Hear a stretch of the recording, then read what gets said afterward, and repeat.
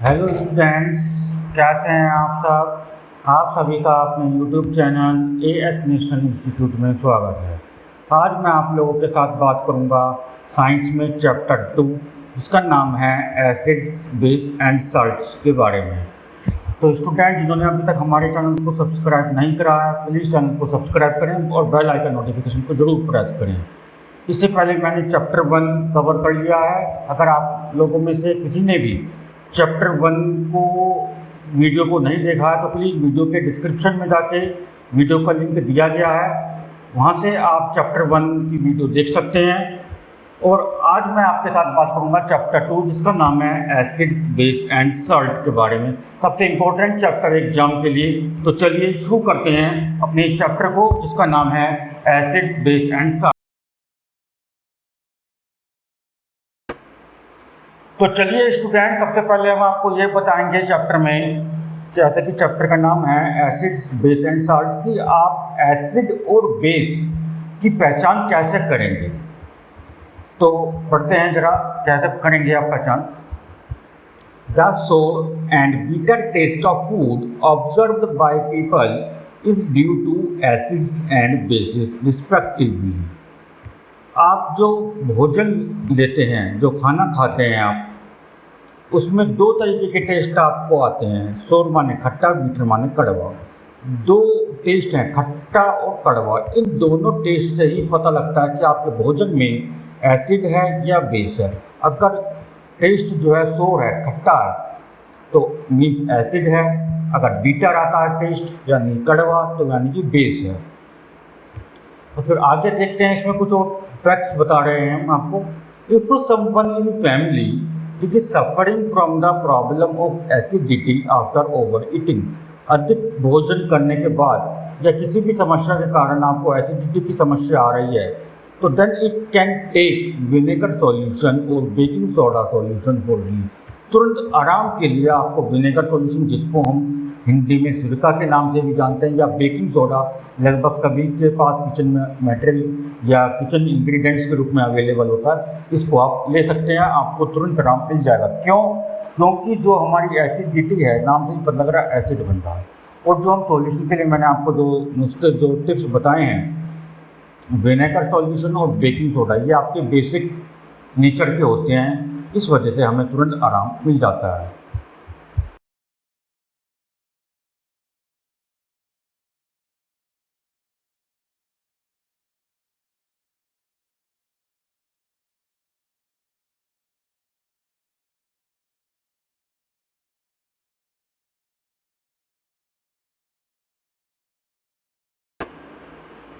तो स्टूडेंट, अब आगे बात करते हैं आप इस चैप्टर में। सबसे पहले हम इस चैप्टर को 3 पार्ट में डिवाइड करेंगे। पहला एसिड्स, दूसरा बेस एंड तीसरा सॉल्ट। तो पहले हम आज की क्लास में आपको जो बात करने वाले हैं, वो बात करने वाले हैं एसिड्स एंड बेसिस की। तो एसिड्स और बेस क्या होते हैं, इनको जानने से पहले अगर आपको कोई दो सब्सटेंस या दो केमिकल्स दे दिए जाएं और आपसे कहा जाए कि इन दो केमिकल्स को आप पता करके बताइए, या टेस्ट करके या चेक करके बताइए कि कौन सा केमिकल एसिड है और कौन सा केमिकल बेस। तो एक तरीका तो आप टेस्ट से चेक कर सकते हैं, कि जैसे मैंने अभी स्टार्टिंग में आपको बताया कि अगर खट्टा स्वाद आ रहा है, खट्टा टेस्ट आ रहा है, सोर टेस्ट आ रहा है, तो वो एसिड है। अगर बीटर आ रहा है यानी कड़वा टेस्ट आ रहा है, तो वो बेस है। और कुछ केमिकल्स ऐसे होते हैं जिसको आप टेस्ट नहीं कर सकते, यानी कि वो जहरीले हैं या हमारे शरीर के लिए नुकसानदायक हैं, ठीक है, हार्मफुल हैं। तो उनको कैसे टेस्ट करेंगे? तो इनके 3 मेथड्स आपके सिलेबस में हैं। फर्स्ट है litmus paper, second is methyl orange और third is phenolphthalein. These are called as indicators for test acids and bases. ये तीनों मेथड्स इंडिकेटर्स के रूप में जाने जाते हैं एसिड्स और बेस को टेस्ट करने के लिए।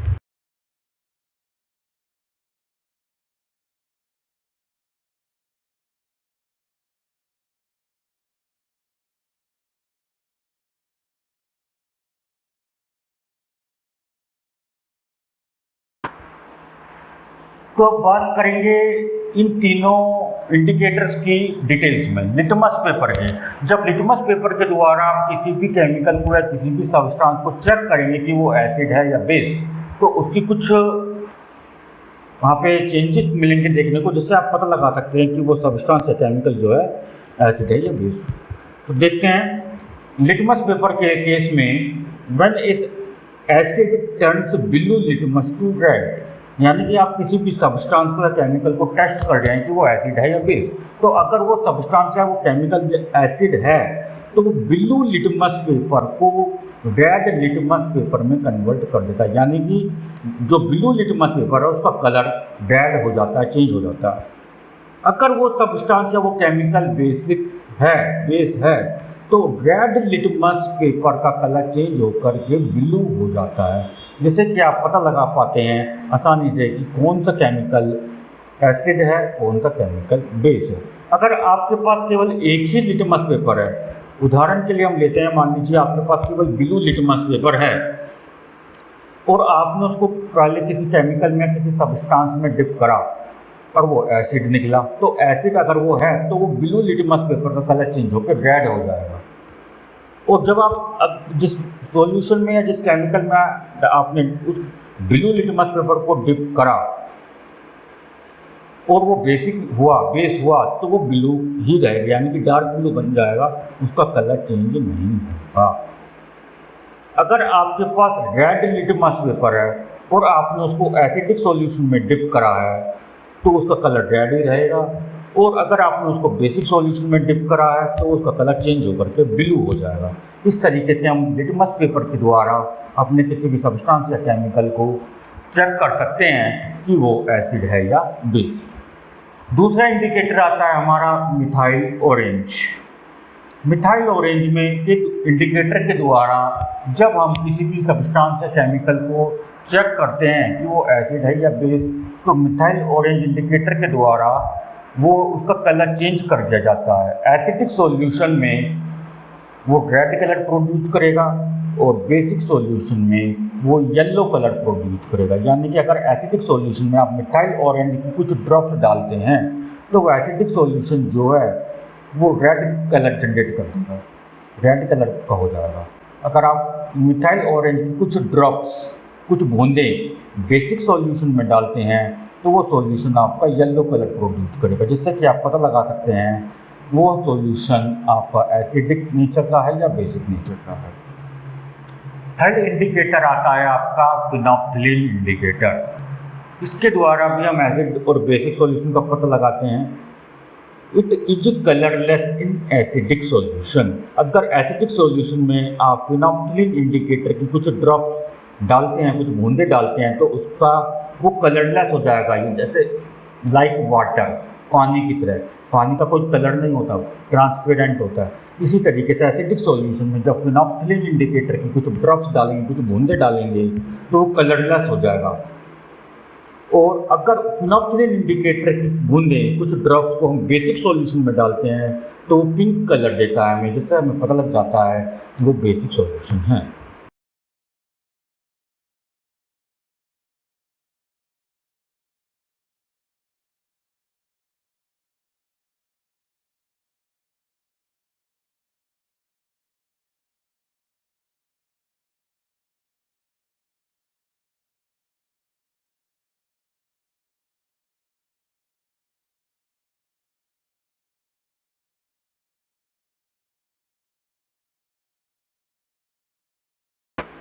तो स्टूडेंट एक हमारा स्पेशल इंडिकेटर भी होता है जिसका नाम है ओल्फैक्टरी इंडिकेटर।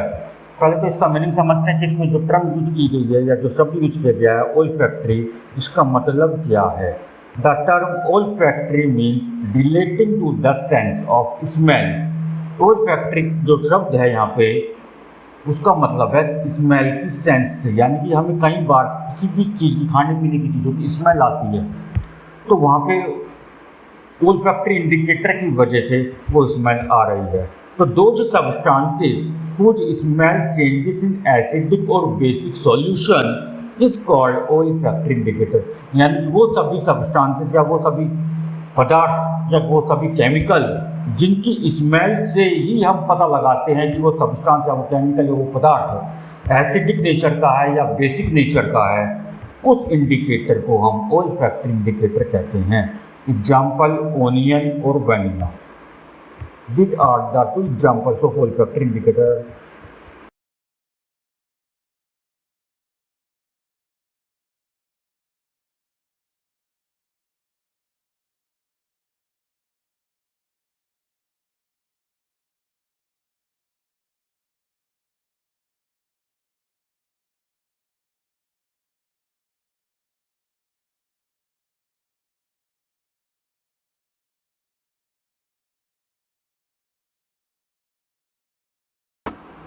तो चलिए अब हम आगे पढ़ते हैं।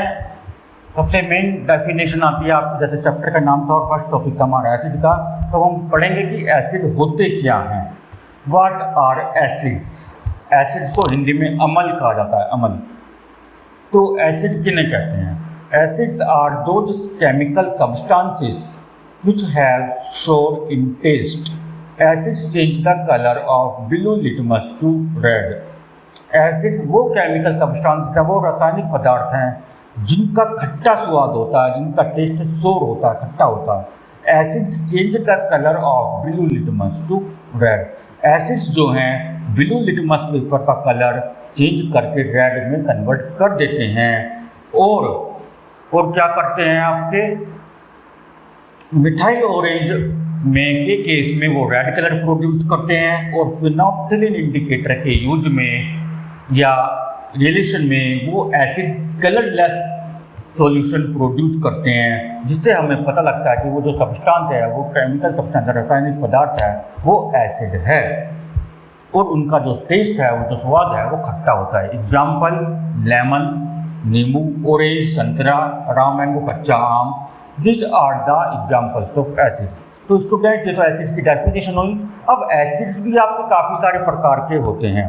There are many types of acids. विभिन्न प्रकार के एसिड्स आपके होते हैं जिनको नीचे क्लासिफाइड किया गया है। Organic acids, mineral acids, strong acids, weak acids, concentrated acids, dilute acid and diluting acid. इन सभी एसिड्स के बारे में हम शॉर्ट में डिटेल्स में पढ़ेंगे। इनकी डेफिनेशन पढ़ेंगे कि इन तीनों में क्या क्या डिफरेंसेस हैं। ऑर्गेनिक एसिड किसे कहते हैं, स्ट्रॉन्ग एसिड किसे कहते हैं, कंसनट्रेटेड एसिड किसे कह रहे हैं, डाइल्यूट और डाइल्यूटिंग एसिड किसे कह रहे हैं। तो चलिए आगे चलते हैं।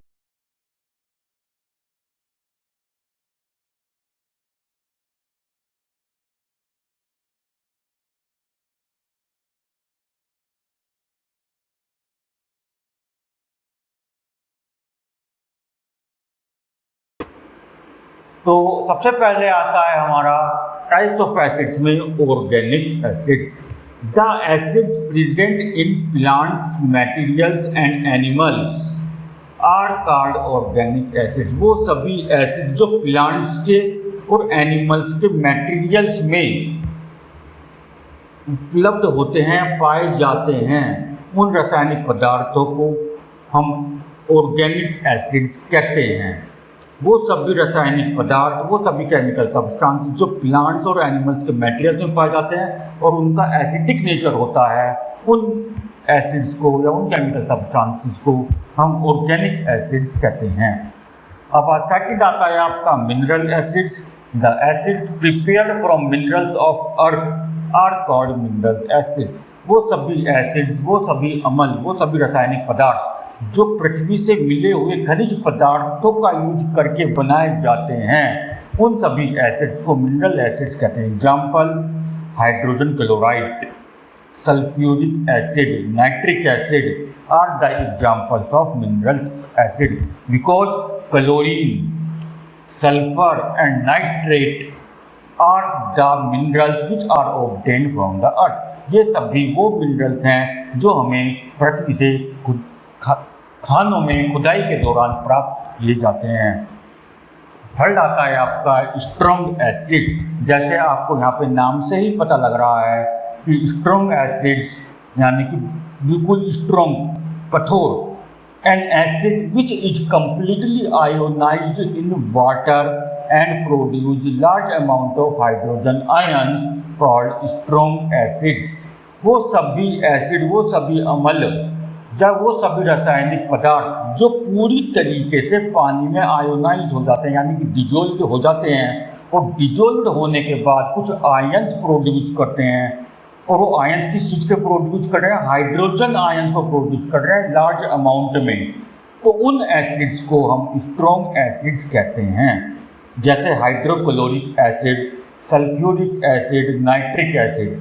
हाइड्रोक्लोरिक एसिड को जब आप पानी में डिजोल्व करेंगे तो पूरी तरह डिजोल्व हो जाएगा, पर पानी में हाइड्रोजन आयंस को प्रोड्यूस करेगा।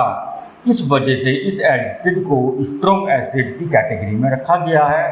और इसके डेफिनेशन में कंप्लीटली आयोनाइज्ड वाटर का यूज कंसेप्ट का या शब्द का वर्ड का यूज करा गया है। तो चलिए आगे चलते हैं, बाकी के एसिड्स के बारे में जान।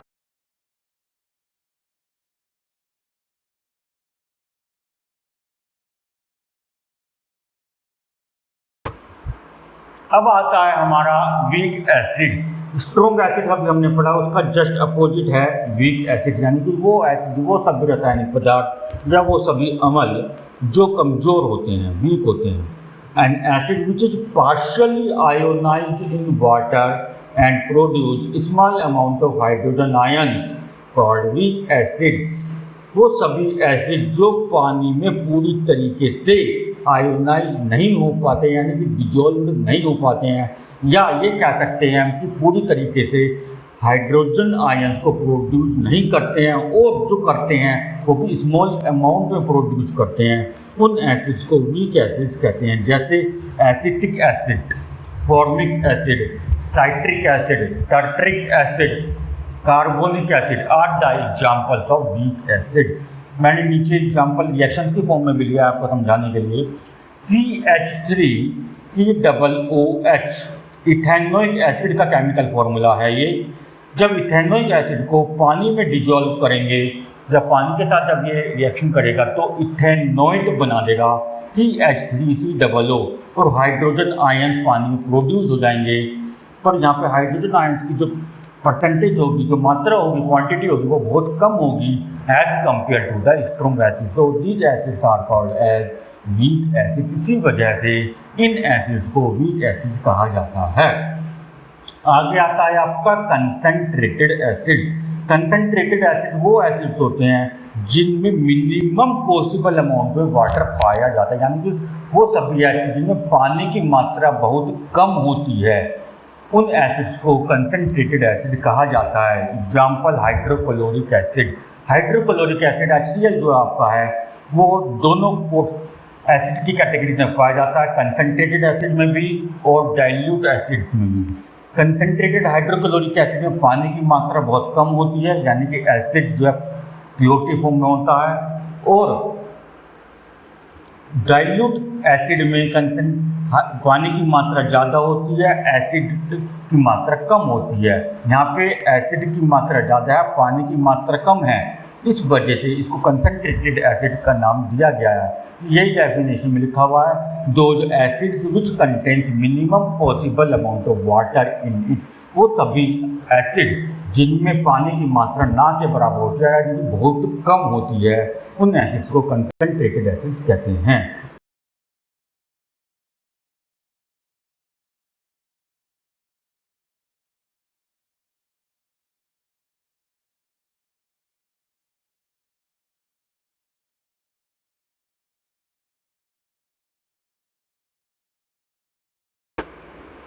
अब आता है हमारा dilute acids. Dilute acids are those acids which contains maximum possible amount of water in it. Dilute acids वो एसिड्स होते हैं जिनमें पानी की मात्रा ज़्यादा अमाउंट में होती है, ज़्यादा मात्रा में होती है, पानी जो है बहुत ज़्यादा अमाउंट में होता है। Example, diluted hydrochloric acid contains 3% acidic solution in water.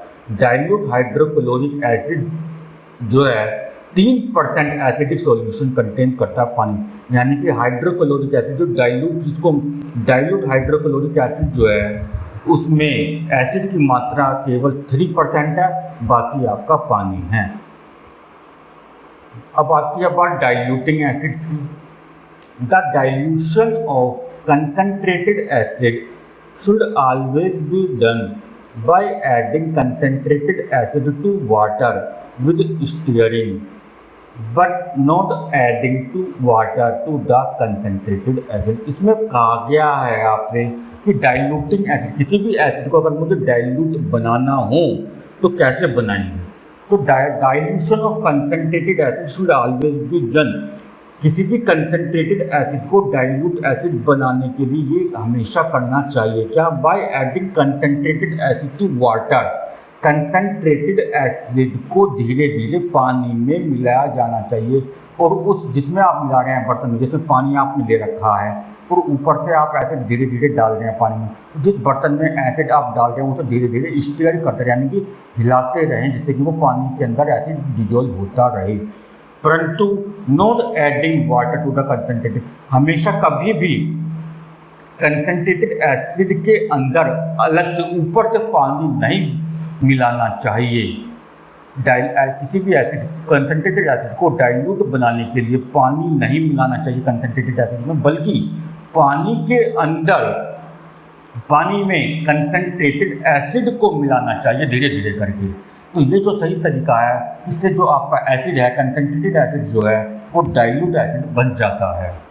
अब एक क्वेश्चन यहाँ से एग्जाम में आपका पूछा जाता है, बहुत इंपॉर्टेंट क्वेश्चन है वो, कि what happens when water is added to concentrated acid, क्या होगा जब हम पानी में कंसनट्रेटेड एसिड को डालेंगे। When water is added to concentrated acid, आप ध्यान से सुनिए question, what happens when water is added to concentrated acid, क्या होगा जब पानी के वाटर इज एडेड, पानी ऐड किया जाएगा कंसनट्रेटेड एसिड में। यानी कंसनट्रेटेड एसिड आपने बीकर में ले रखा है, फ्लास्क में या टेस्ट ट्यूब में आपने ले रखा है, और उसमें ऊपर से आप पानी डाल रहे हैं, तो तब क्या होगा, क्वेश्चन ये है। तो इसका आंसर देखते हैं। The heat of acid changes the water into steam explosively which can splash the acid on our face and cause acid burns। जब आप किसी भी कंसनट्रेटेड एसिड में ऊपर से पानी डालेंगे तो जो एसिड की जो हीट है वो पानी के साथ मिलकर के इतनी तेजी से स्टीम में कन्वर्ट होगी, इतनी तेजी के साथ और इतनी ज़्यादा एक्सप्लोसिव तरीके से, ब्लास्ट तरीके से स्टीम में वहाँ पे कन्वर्ट होगी कि हीट तो वहाँ पे सराउंडिंग में रिलीज होगी बहुत तेजी के साथ, और ब्लास्ट भी होगा, यानी कि जिस बर्तन में आपका एसिड है वो जो बर्तन है बीकर है टेस्ट वो भी स्प्लैश हो सकता है, और एसिड जो है छलक के आपके फेस पर भी आ सकता है, जिसकी वजह से आपको एसिड बर्न का सामना करना पड़ सकता है।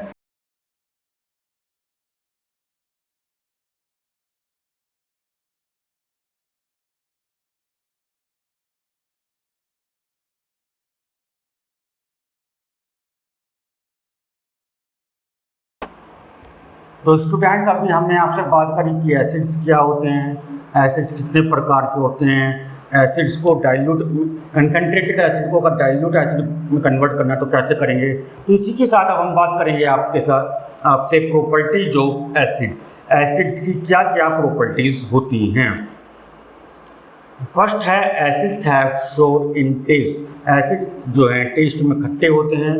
Acid turns blue litmus to red, acid जो हैं ब्लू लिटमस पेपर को रेड कलर में कन्वर्ट कर देते हैं। Acid solution conducts electricity, acid solution जो है यानी कि अगर किसी पानी में अगर आपने एसिड को डिजोल्व कर रखा है, एसिडिक सब्सटेंस को डिजोल्व कर रखा है, तो वो सॉल्यूशन जो है इलेक्ट्रिसिटी प्रोड्यूस कर सकता है।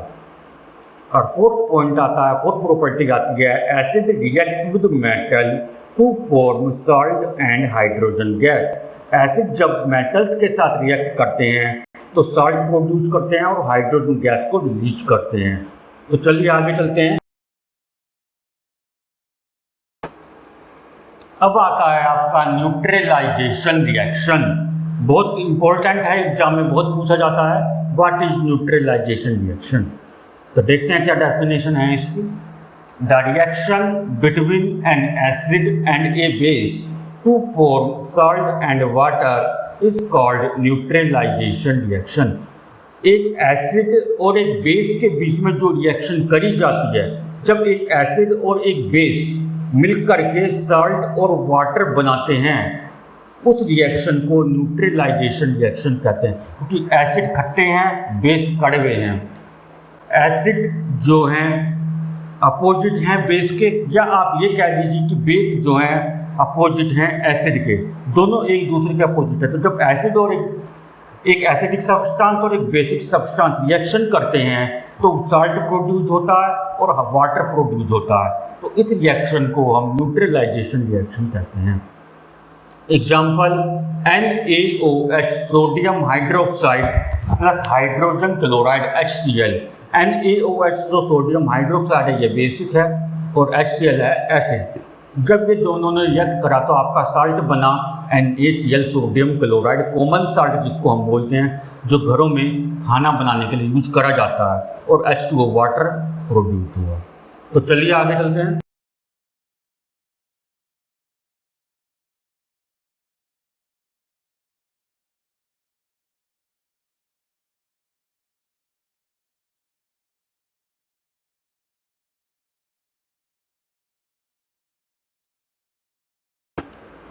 अब एक बहुत छोटा सा ही कंसेप्ट है आप लोगों के लिए कि acids on the basis of hydrogen ions. कि अभी हमने थोड़ी देर पहले पढ़ा कि एसिड्स जो हैं पानी में डिजोल्व होने के बाद या आयोनाइज्ड होने के बाद हाइड्रोजन आयंस को प्रोड्यूस करते हैं। तो किस तरीके से प्रोड्यूस करते हैं, क्या कंसेप्ट वहाँ पे होता है, इसके बारे में थोड़ा जानते हैं। Acid is a substance which dissociates on dissolving in water and produce hydrogen ions is called electrolysis of water। Acid एक वो सब्सटेंस होते हैं, वो सभी रासायनिक पदार्थ होते हैं जो पानी में डिजोल्व होने के बाद हाइड्रोजन आयंस को प्रोड्यूस करते हैं, और इस कंसेप्ट को, इस प्रक्रिया को हम इलेक्ट्रोलाइसिस ऑफ वाटर के नाम से भी जानते हैं। ये जो प्रक्रिया है, जो प्रोसेस है, केमिकल प्रोसेस है, इस कॉल्ड इलेक्ट्रोलाइसिस ऑफ वाटर, यानी कि पानी का इलेक्ट्रोलाइसिस यहाँ पे हो रहा है। पानी के अंदर जब हम इलेक्ट्रिसिटी पास कर देते हैं, यानी करंट पास कर देते हैं, तो उस कंसेप्ट को हम इलेक्ट्रोलाइसिस ऑफ वाटर कहते हैं। एग्जाम्पल के लिए यहाँ पे हाइड्रोजन क्लोराइड है, HCl है। जब इस हाइड्रोजन क्लोराइड HCl एक एसिड है, ये जब इसको पानी में डाला जाएगा तो पानी में बहुत लार्ज अमाउंट में हाइड्रोजन आयंस को प्रोड्यूस करेगा, और जब प्रोड्यूस करेगा हाइड्रोजन आयंस को तो वहाँ पे पानी का इलेक्ट्रोलाइसिस हो जाएगा, और जब पानी का इलेक्ट्रोलाइसिस हो जाएगा तो आप सभी जानते हैं इलेक्ट्रिसिटी जनरेट होगी। इलेक्ट्रिसिटी जनरेट होगी तो वहाँ पे दो टर्मिनल्स होते हैं बैटरी के, एक कैथोड और एक एनोड, ठीक है, जहाँ पे इलेक्ट्रिसिटी आपकी कलेक्ट होगी। तो उन कैथोड और एनोड पर आपकी ये जो हाइड्रोजन क्लोराइड आपका एसिड था, ये डिकम्पोज होकर टूट करके कैथोड और एनोड पर कलेक्ट हो जाएगा, हाइड्रोजन अलग और क्लोराइड यानी कि क्लोरीन गैस अलग हो जाएगी। एक सब्सटेंस आपको हाइड्रोजन अलग टर्मिनल पर मिलेगा, एक क्लोरीन जो अलग टर्मिनल पर मिलेगा। This is the concept of electrolysis of water, but it occurs only when an acidic substance dissociates or ionized completely in water and produce hydrogen ions in large amount। ये process केवल जब भी होता है जब कोई भी एसिडिक सब्सटेंस पानी में पूरी तरीके से आयोनाइज हो जाए या डिजोल्व हो जाए और पानी में लार्ज अमाउंट में हाइड्रोजन आयंस को प्रोड्यूस करे। चलिए आगे चलते हैं। हमारा लास्ट टॉपिक आता है एसिड के लिए, यूजेज ऑफ एसिड। जब हमने एसिड्स के बारे में इतनी जानकारी प्राप्त करी तो अब हमें यह भी पता होना चाहिए ना कि एसिड्स का यूज क्या है। Sulphuric acid is use in manufacture of fertilisers. खाद बनाने के लिए, फर्टिलाइजर्स का मतलब होता है खाद बनाने के लिए, जो खेतों में क्रॉप्स को उगाने के लिए, क्रॉप की ग्रोथ के लिए यूज करी जाती है। तो उसको बनाने के लिए, मैन्युफैक्चर करने के लिए सल्फ्यूरिक एसिड का प्रयोग किया जाता है। सेकेंड है nitric acid. Nitric acid is used for making fertilisers explosive such as TNT। Fertilisers का एक सब्स्टिट्यूट सब्सटेंस है जिसको हम TNT बोलते हैं, वो उसको बनाने के लिए नाइट्रिक एसिड का प्रयोग करा जाता है। Hydrochloric acid is use for removing oxide film from steel objects. Steel के जो घरों में बर्तन होते हैं उनके ऊपर क्या है, ऑक्साइड्स की लेयर जम जाती है, उसको रिमूव करने के लिए हाइड्रोक्लोरिक एसिड का इस्तेमाल करा जाता है। ठीक है, ये सब भी जो एसिड्स के यूजेस मैंने बताए इंडस्ट्रियल लेवल पर यूज होते हैं, घरों में डोमेस्टिक लेवल पर या प्रैक्टिकल लेवल पर, स्मॉल लेवल पर यूज नहीं किए जाते हैं। चलिए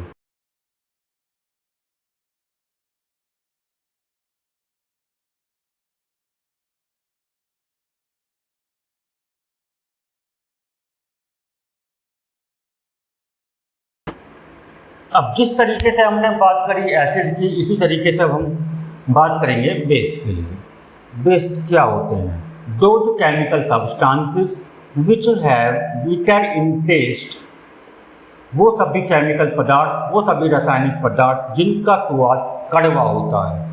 base change the colour of red litmus to blue, base जो हैं रेड लिटमस पेपर का कलर चेंज करके ब्लू कर देते हैं।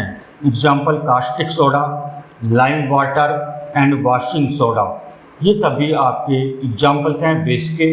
कास्टिक सोडा, लाइम वाटर यानी कि चूने का पानी, और वॉशिंग सोडा यानी कि सर्फ जो होता है जब वो तो पानी में घोल देते हैं कपड़े धोते समय हम, तो जो सॉल्यूशन बनता है वो बेसिक सॉल्यूशन बनता है। जैसे एसिड के हमने कुछ टाइप्स पढ़े थे, इसी तरीके से बेस के भी हमारे 3 टाइप्स के होते हैं।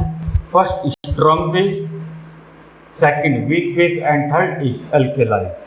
आगे पढ़ते हैं इन तीनों बेस टाइप्स के बारे में, क्या क्या इनमें डिफरेंसेस हैं।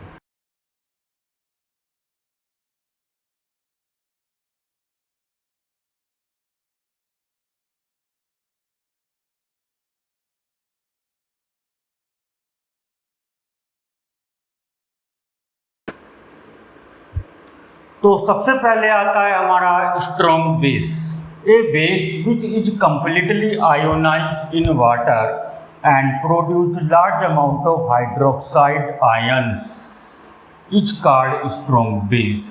तो स्टूडेंट्स आपको यहाँ पे बिल्कुल भी कंफ्यूजन होने की जरूरत नहीं है। जैसे आपने स्ट्रॉन्ग एसिड पढ़ा था, जस्ट अपोजिट यहाँ पे स्ट्रॉन्ग बेस है, वही काम हो रहा है। Base which is completely ionised in water, वो बेस जो पूरी तरीके से वाटर में पानी के अंदर आयोनाइज हो जाते हैं और लार्ज अमाउंट में हाइड्रोक्साइड आयंस को प्रोड्यूस करते हैं, उन बेस को स्ट्रॉन्ग बेस कहा जाता है। एसिड में केवल हाइड्रोजन आयंस प्रोड्यूस हो रहे थे और बेस में हाइड्रोक्साइड आयंस प्रोड्यूस हो रहे हैं। तो यानी कि एक चीज़ तो यहाँ पे कंफर्म हो गई है मुझे कि एसिड्स जो हैं जब पानी में डिजोल्व होते हैं या आयोनाइज्ड होते हैं वो हाइड्रोजन आयंस को प्रोड्यूस करते हैं, और जब बेस आयोनाइज्ड होते हैं या डिजोल्व होते हैं पानी में तो हाइड्रोक्साइड आयंस को प्रोड्यूस करते हैं। तो स्ट्रॉन्ग बेस वो बेस होगा जो लार्ज अमाउंट में हाइड्रोक्साइड आयंस को पानी में प्रोड्यूस कर रहे हैं। इसी तरीके से आपका वीक बेस आ जाता है, वो सभी केमिकल सब्सटेंसेस या वो सभी बेस जो पानी में पार्शियली तरीके से तो आयोनाइज्ड होते हैं, डिजोल्व होते हैं और स्मॉल अमाउंट में हाइड्रोक्साइड आयंस को प्रोड्यूस करते हैं, उन सभी बेसिक सब्सटेंसेस को हम जो हैं वीक बेस कहते हैं। उसके बाद थर्ड टाइप आपका आता है alkalis, a base which is soluble in water are called alkalis, वो बेस जो पानी में पूरी तरीके से सॉल्यूबल हैं, घुल जाते हैं, उनको हम अल्केलाइज बोलते हैं। जैसे कि सोडियम हाइड्रोक्साइड, जिसका केमिकल फॉर्मूला है NaOH, potassium hydroxide KOH, these are the examples of alkalis because these basic substances are soluble in water। तो जिस तरीके से स्टूडेंट्स आपने एसिड्स के बारे में पढ़ा on the terms of hydrogen ion, इसी तरीके से हम बेस के बारे में पढ़ेंगे on the terms of hydroxide ions. Base is a substance which dissolved in water to produce hydroxide ions in a solution. किसी भी सॉल्यूशन में हाइड्रोक्साइड आयंस को जब प्रोड्यूस किया जाता है पानी के अंदर, तो जिन सब्सटेंसेस के द्वारा प्रोड्यूस किया जाता है या जिन केमिकल्स के द्वारा प्रोड्यूस किया जा रहा है, उन सब्सटेंसेस को या उन केमिकल्स को बेसिक नेचर कहा जाता है, यानी कि वो सब्सटेंसेस या वो केमिकल्स में बेस कहलाते हैं। एग्जाम्पल सोडियम हाइड्रोक्साइड NaOH, जब पानी में डिसॉल्यूबल हो जाता है तो सोडियम और हाइड्रोक्साइड, सोडियम अलग हो जाता है और हाइड्रोक्साइड आयंस को प्रोड्यूस करता है पानी के अंदर। तो चलिए आगे चलते हैं।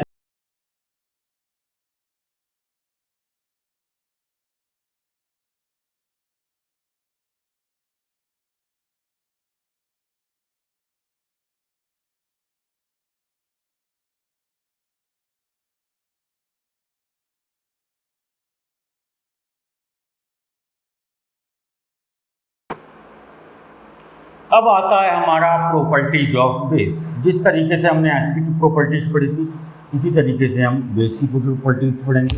Base are bitter in taste, base का जो टेस्ट है वो कड़वा होता है। Base are soapy in touch, अगर किसी भी बेसिक सब्सटेंसेस को आप टच करेंगे तो आपको सॉफ्टी लगेंगे, यानी कि मुलायम लगेंगे, सॉफ्टी लगेंगे। जैसे आप किसी डिटर्जेंट पाउडर को या डिटर्जेंट केक को आप टच करके देख सकते हैं ऑब्जर्व करने के लिए। Base turns red litmus to blue, base जो है रेड लिटमस पेपर को ब्लू लिटमस पेपर में कन्वर्ट कर देते हैं।